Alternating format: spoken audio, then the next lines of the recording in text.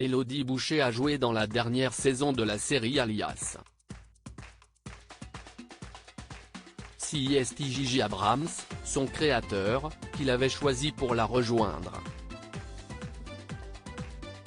L'actrice a évoqué ce rôle et les tournages pas si agréables que ça de la fiction dans l'émission En Aparté. Élodie Boucher a fait ses débuts au cinéma alors qu'elle était encore adolescente dans le film de Serge Gainsbourg, Stan the Flashy. Elle enchaîne ensuite les rôles dans Les Roseaux sauvages d'André Téchiné, un long métrage qui lui vaut de recevoir le César du meilleur espoir féminin, ou dans Le péril jeune de Cédric Klapisch. Elle connaît la consécration avec La vie rêvée des anges, qui lui permet d'être sacrée au Festival de Cannes aux côtés de sa partenaire à l'écran Natacha Régnier. Elle est actuellement à l'affiche de Je verrai toujours vos visages de Jeanne Herry, qui lui avait déjà offert un rôle dans le film Pupille. L'actrice était l'invitée de Nathalie Lévy dans En Aparté pour faire la promotion de ce nouveau long métrage. Gigi Abrams a choisi Élodie Boucher pour la série. Nathalie Lévy l'a interrogée sur sa carrière aux États-Unis.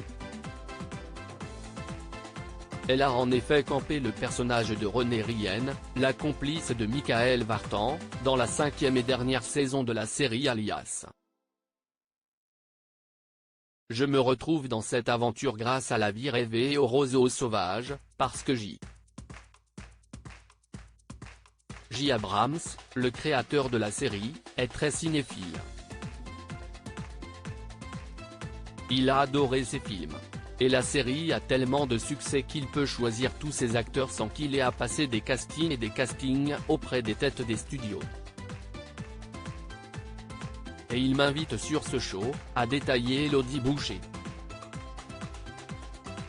La comédienne a accepté ce rôle à une condition. J'avais envie de faire cette expérience. Mais je n'avais pas envie de signer pour un nombre d'années indéfini. Je ne voulais pas du tout partir de la France et installer une carrière là-bas. Au moment où ils ont pu me certifier très officieusement que ça serait sans doute, mais qu'il ne fallait pas que je le dise, la dernière saison. J'ai dit ok, je pars tenter l'expérience, a-t-elle révélé.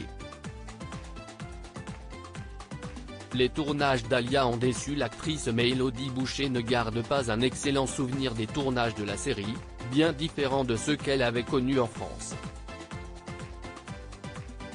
C'était pas si rigolo que ça. Il y a beaucoup de solitude en fait. Tu es très seul. Ici, il y a une vraie relation avec ton metteur en scène, avec tes partenaires. C'est une danse qui se fait à plusieurs. On cherche. Même avec les techniciens.